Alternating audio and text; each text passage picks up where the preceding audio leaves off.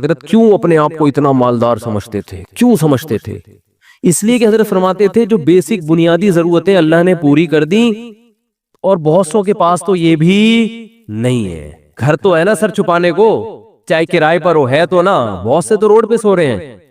کیا حالات ہیں لوگوں کے گھروں میں، جا کے دیکھو پتہ چلتا ہے کیسی خطرناک بیماریاں لگی ہوئی ہیں۔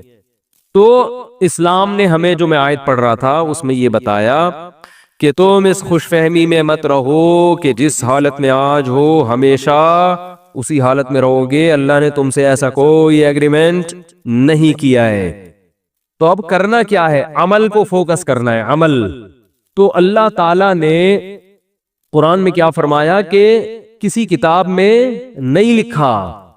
ہاں، تو اب مسئلہ یہ ہے کہ جس خوشی میں انسان ہوتا ہے اس میں اللہ کو بھول جاتا ہے وہ۔ تو اسی خوشی میں اللہ کو یاد رکھنا ہے۔ اس کا فائدہ یہ ہوگا کہ جب کوئی ٹینشن کا معاملہ آئے گا تو پھر اللہ آپ کو یاد رکھے گا۔ کیسے یاد رکھے گا؟ یا تو وہ ٹینشن دور کر دے گا، یا اس ٹینشن میں اللہ آپ کو صبر کی توفیق دے گا، حوصلہ دے دے گا اللہ آپ کو۔ خودکشی کے خیالات نہیں آئیں گے آپ کے دل میں۔ پیغمبروں کی سیرت اٹھا کے دیکھیں، کیسے کیسے غموں میں زندگی گزری، مگر ان غموں میں بھی انہوں نے ڈپریشن کی گولیاں بولو نہیں کھائی ہیں۔ ہمیشہ ان کی زبان سے اچھے الفاظ نکل رہے ہیں۔ اعلم من اللہ ما لا تعلمون، میں اللہ کے بارے میں وہ کچھ جانتا ہوں جو تم نہیں جانتے۔ یعقوب علیہ السلام کہہ رہے ہیں۔ ایوب علیہ السلام نے بیماری میں ایسا صبر کر کے دکھایا، اللہ فرماتے ہیں نعم العبد، کیا خوب بندہ تھا، کیا کتنے خوش قسمت کہ اللہ آخری کتاب میں آیتیں نازل کر رہا ہے کہ ایوب کیا خوب بندہ تھا، کیا خوب بندہ تھا۔ دیکھو ایوب علیہ السلام بیماریوں میں، اگر بیماریوں میں زندگی نہ گزری ہوتی تو اتنے خوبصورت الفاظ ان کے لیے آخری کتاب میں نازل ہوتے۔ فرض کر لو صحت میں زندگی گزر گئی ہوتی تو گزر تو گئی نا، ختم۔ اب بیماری میں گزری ہو یا صحت میں، جو چیز جو پاسٹ بن گیا وہ اچھا ہو برا ہو، اب اس سے انسان کو کوئی سروکار نہیں ہوتا، جو گزر گئی ختم۔ تو صحت میں زندگی گزرتی اتنا انعام نہ ملتا۔ اللہ فرماتے ہیں نعم العبد، کیا خوب بندہ تھا۔ اور اللہ نے ایوب علیہ السلام کی زوجہ کی بھی تعریف کی بہت زیادہ۔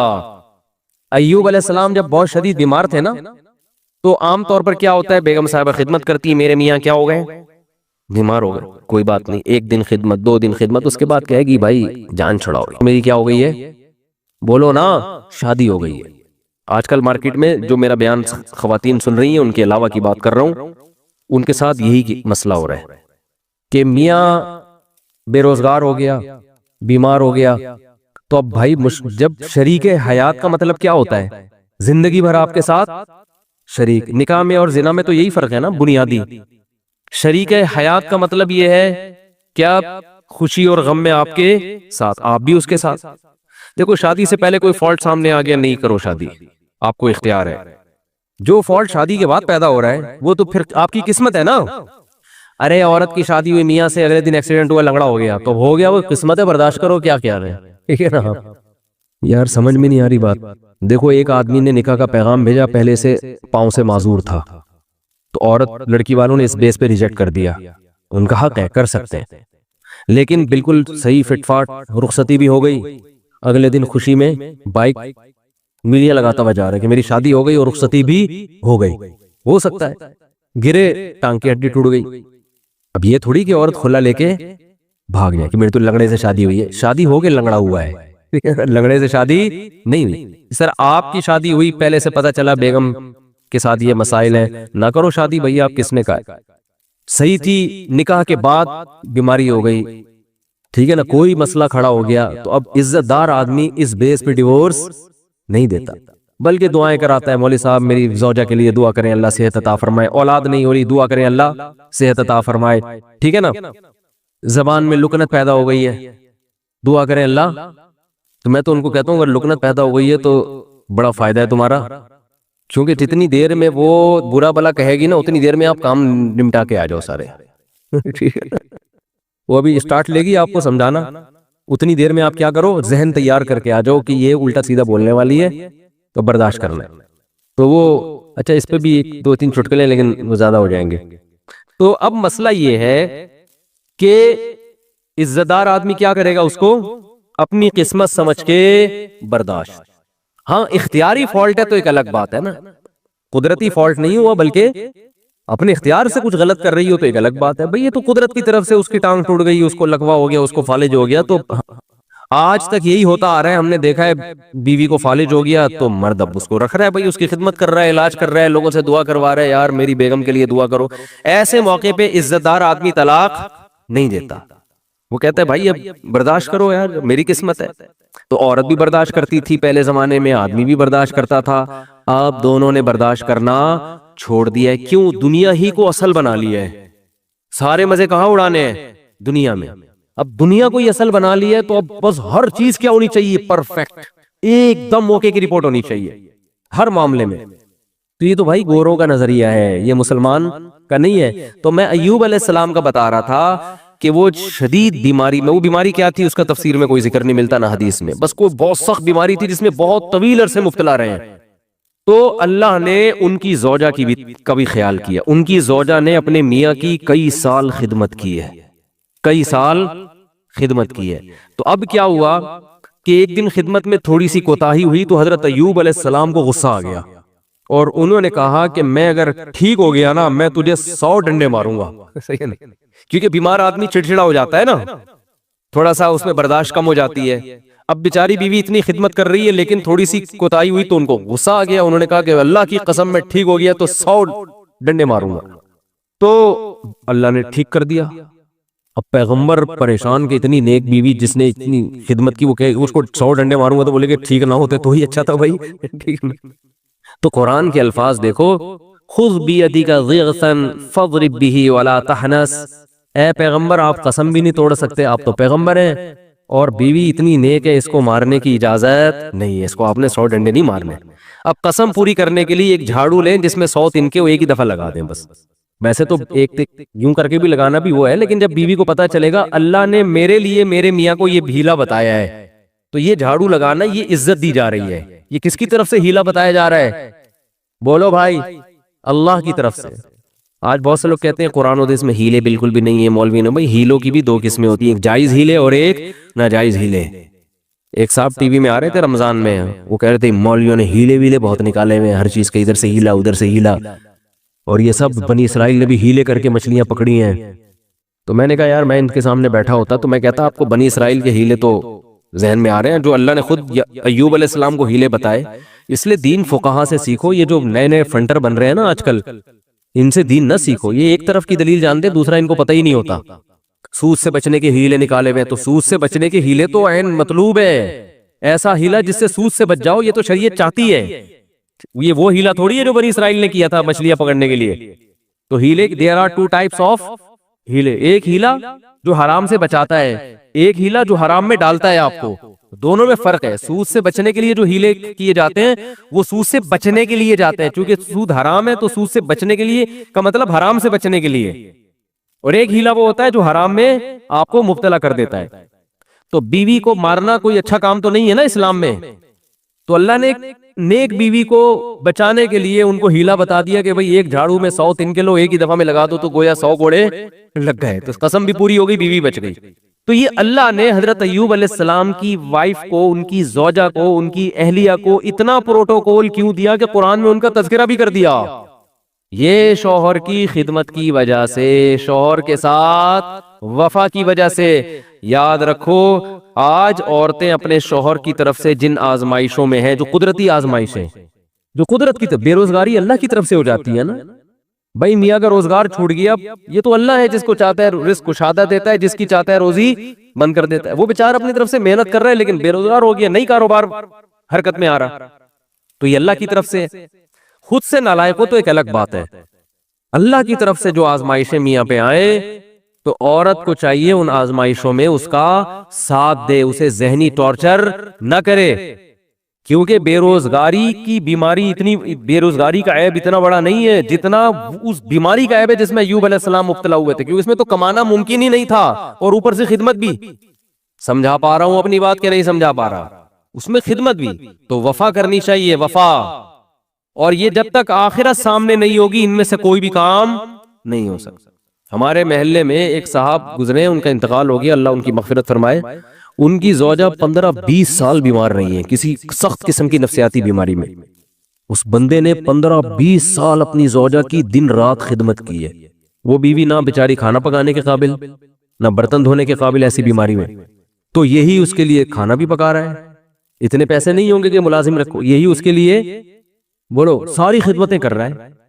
تو میں نے کہا یار اس کی تو ویسے ہی بیچارے کی بخشش ہو جائے گی، اللہ کہے گا تو نے کسی کی بیٹی کو رکھا گھر میں اس حالت میں بھی، اب وہ نہیں پکا سکتی بیچاری، اور وہ نہ کپڑے دھو سکتی ہے، اور یہ اتنے پیسہ بھی نہیں ہے کہ تو خود ہی کر رہا ہے سارے کام. تو یہ کوئی عیب کی بات بولو بھائی نہیں ہے. اپنی بیٹیوں کو سوچا کرو نا، آپ کی بیٹی کے مسائل ہو جائیں تو آپ چاہتے ہو یار سسرال والے برداشت کریں تو دوسروں کو بھی برداشت، ہاں جان بوجھ کر کوئی فالٹ ہے نا تو پھر میاں میں ہو تو ہم عورت کو مشورہ دیتے ہیں اس فالٹ کو صحیح کرو ورنہ پتلی گلی سے نکلو، ٹھیک ہے نا، کہ 10-20 سال اس فالٹ کو بہت خطرناک قسم کا اگر فالٹ ہے تو ایک الگ بات ہے. تو اللہ تعالیٰ نے قرآن مجید میں، اچھا بھی بیان کے دوران خواتین باتیں کر رہی ہوتی ہیں، بالکل بھی مناسب نہیں ہے، کئی دفعہ شکایتیں آئی ہیں، بیان سننا چاہیے شوق سے. 2 خاتون جو تھیں 20 سال قید ہوئی ان کو ایک ہی وارڈ میں، 20 سال تک وہ باتیں کرتی رہیں. جب نکلی ہے نا، جس دن رہائی ہوئی تو کہیں بہن کچھ باتیں رہ گئی ہیں، انشاءاللہ اگلے ہفتے ہماری ملاقات ہوگی تو اس کو کمپلیٹ. تو یہاں جو خواتین آتی ہیں بھائی بیان کو فوکس کریں نا، آپ کے فائدے کی باتیں ہو رہی ہیں تو آپ کے دل میں میاؤں کی محبت ڈالی جا رہی ہے، ٹھیک ہے. تو اللہ نے کیا فرمایا کہ جس کنڈیشن میں آج ہو ضروری نہیں کہ کل بھی اسی کنڈیشن میں ہوگے، لہذا کیا کرنا ہے، اعمال کو فوکس کرنا ہے. اس عمل کا فائدہ کیا ہوگا کہ اللہ نہ کرے کل ٹینشن آئی بھی تو اس ٹینشن کو برداشت کرنا کیا ہو جائے گا، آسان. میں جمعے کی خطبے میں یہ حدیث اکثر پڑھتا ہوں. حضرت عبداللہ ابن عباس بالکل نو عمر تھے، آپ صلی اللہ علیہ وسلم کے ساتھ سواری میں پیچھے بیٹھے تو آپ صلی اللہ علیہ وسلم فرمائے یا غلام، اے نوجوان، اے لڑکے، میں تجھے نصیحت کرتا ہوں، احفظ اللہ یحفظک، اللہ کے دین کی حفاظت کر، یعنی اللہ کے احکام کو پورا کر، اللہ تیری حفاظت کرے گا. احفظ اللہ یحفظک، احفظ اللہ تجدہ تجاہک. جب کوئی یعنی شریعت کا حکم آئے نا تو اس میں اللہ کے حکم کو مقدم کرو. تو جب کوئی مصیبت آئے گی تم اللہ کو اپنے سامنے پاؤ گے، اللہ یا تو وہ کام پورا کر دے گا یا اللہ آپ کو تسلی دے دے گا کہ بھئی میں ہوں تمہارے ساتھ، اس ٹینشن کو برداشت کرو، یہ ہمیشہ کے لیے نہیں ہے. اس پہ اللہ تمہیں بہت نوازے گا، جو تھپکی ملے گی، تسلیاں ملیں گی. اور پھر فرمایا کہ وَعْلَمْ أَنَّمَا أَصَابَكَ لَمْ يَكُنْ لِيُخْطِئَكَ. ٹینشن ختم کرنے کے 2 طریقے نبی نے بتا دیے یہاں پہ. ایک تو عمل صحیح کر لو تو ٹینشن میں اللہ آپ کے ساتھ ہوگا. دوسرا طریقہ تقدیر پر ایمان. فرمایا انما اصابک، جو مصیبت تمہیں پہنچی ہے، یعنی مطلب حدیث کا یہ کہ تمہاری حماقتوں سے نہیں. بھائی آپ صحیح سب کچھ صحیح کرو تو پھر بھی اللہ کی طرف سے آزمائشیں آ جاتی ہیں. تو لم یکن لیخطئک، یقین کر لو یہ لازمی پہنچنی تھی، یہ تم سے خطا ہو ہی نہیں سکتی تھی. تو جب ایک کام لازمی ہونا ہی تھا تو اس میں ٹینشن کس بات کی؟ ابے کیا ہو گیا بھائی، جب ایک کام ہونا ہی ہے، نہ ہونے کا تو سوال ہی پیدا نہیں ہوتا، تو پھر ٹینشن کس بات کی؟ یہ تو ہونا تھا، یہ تو ہوگا، یہ تو ہوگا بھائی. لیکن چونکہ ہمیں ٹینشن سے پہلے نہیں پتا ہوتا کہ کیا ہوگا تو ہم اسباب اختیار کرتے ہیں. پورے کامیابی کے اسباب اختیار کرے پھر بھی نہیں ہوا، بھئی یہ تو اللہ نے ایسے ہی لکھا ہوا تھا. غزوہ احد میں 70 صحابہ شہید ہو گئے. کتنی بڑی ٹینشن صحابہ کے لیے، کتنی بڑی ٹینشن. تو اللہ نے کیا فرمایا، کوئی ٹینشن کی بات نہیں ہے، یہ شکست بھی مقدر میں لکھی ہوئی تھی اور یہ شہادتیں بھی مقدر میں لکھی ہوئی تھی، کوئی ٹینشن کی بات نہیں ہے. رہا یہ مسئلہ کہ تم سے غلطی ہوئی تھی، مشورے پر عمل نہیں ہوا، نبی کا حکم تم سے ٹوٹ گیا تو اس کی وجہ سے یہ ٹینشن پہنچی ہے، تو اس سے تم نے چونکہ توبہ کر لی ہے تو وہ والی ٹینشن بھی کیا ہو گئی، ختم. آخرت کا نقصان کا خطرہ تھا کہ نبی کے جو حکم دیا تھا گھاٹی پہ رہنا ہے تو وہ توبہ سے معاف ہو گیا. باقی رہا یہ شکست، کوئی مسئلہ نہیں. وَيَتَّخِذَ مِنْكُمْ شُهَدَاءَ، اس میں مثبت چیزیں سوچو کہ اللہ چاہتا تھا تم میں بہت سے لوگوں کو شہادت کا مرتبہ دینا، تو اللہ نے ان کو جلدی آزمائشوں سے نکال کے جنت میں پہنچا دیا. اور کیا چاہیے. ایک انگریز نے اس آیت کے تحت لکھا ہے کہ محمد، وہ تو درود شریف نہیں لکھتے نا، اس نے تو محمد کا لفظ استعمال کیا، میں صلی اللہ علیہ وسلم. اس نے کہا محمد کے جو فرینڈ تھے نا اس قسم کی چیزوں نے ان کو موٹیویٹ کیا تھا جس سے انہوں نے پوری دنیا پہ حکومت کی ہے کہ شکست کھا کے بھی کیا کر رہے ہیں، کہہ رہے ہیں یہ تو ہونا ہی تھا، لہذا اس سے ٹینشن لینے کی بات نہیں ہے، اور یہ شہادت میں بھی خیر ہے تمہاری، آگے بڑھو، مایوسی ہے ہی نہیں، ٹھیک ہے نا۔ ہمارے یہاں پتہ ہی کیا سمجھا کہ مایوسی کفر ہے، اس کا مطلب یہ سمجھا جاتا ہے کہ میں جہاں شادی کرنا چاہتا ہوں وہاں شادی ہو کے رہے گی، کیونکہ مایوسی کیا ہے، کفر ہے۔ میں چاہتا ہوں میری 2 لاکھ روپے تنخواہ ہو تو 2 لاکھ ہوگی، کیونکہ مایوسی کفر ہے، یہ غلط مطلب ہے، سمجھ رہے ہو؟ ایسا تو پھر بہت سے لوگوں کے ساتھ نہیں ہوتا، پھر اور مایوسی ہوگی، آدمی کہتا ہے یہ تو اور ڈبل گناہ، کفر کا گناہ بھی ہو رہا ہے اور پیسے بھی نہیں مل رہے۔ ہم کہتے ہیں میں صحت بناؤں گا تو صحت بنے گی، کیونکہ مایوسی کفر ہے، یہ مطلب نہیں ہے۔ مطلب یہ ہے کہ اللہ سے یہ امید لگائی جائے کہ جو ہوگا اچھا ہی ہوگا میرے حق میں چاہتا ہوں میرا اچھا روزگار مل جائے، 2 لاکھ تنخواہ نہیں ہو رہی، 1 لاکھ ہے، اسی ایک میں اللہ کیا کرے گا، برکت دے گا۔ روزگار نہیں مل رہا، کوئی بات نہیں، اسی میں اللہ کیا کرے گا، برکت دے گا۔ نہ ملنے میں بڑے فائدے ہیں، روزگار نہ ملنے سے ٹینشن ہوگی، ٹینشن میں اللہ یاد آئے گا، اللہ سے دعائیں مانگو گے، اس ٹینشن میں گناہ معاف ہوں گے، برداشت کی قوت پیدا ہوگی۔ بعض دفعہ زیادہ کھانے سے بھی مسئلے خراب ہو جاتے ہیں، پیٹ بھرے ہوئے ہوتے ہیں تو الٹے الٹے خیالات آنا شروع ہو جاتے ہیں انسان کو۔ ایوب علیہ السلام پریشان تھے نا بیماریوں میں، مایوس نہیں ہوئے، اس لیے کہ ان کو پتا تھا یہ میرے لیے کیا ہے، بہتر ہے۔ کتنا بہتر کہ قرآن میں آخری نبی پر آیت نازل ہوئی ہے، نعم العبد، ایوب کیا خوب بندہ تھا، کیسی زبردست بشارت دی اللہ نے۔